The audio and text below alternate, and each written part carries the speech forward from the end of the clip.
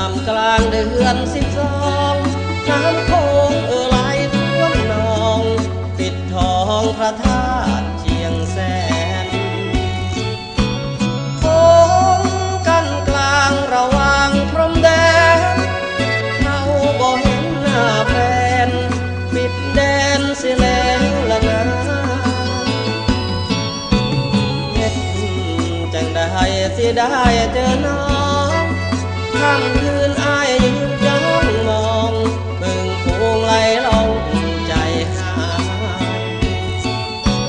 โค้งคงหูยอดชูอยู่ใสเขาให้เฮ็ดงานอันใดฉะไหนไม่ส่งข่าวมาฝั่งไทยอาทิตย์ปไตยเสรีกินดีอุดมไปด้วยข้าว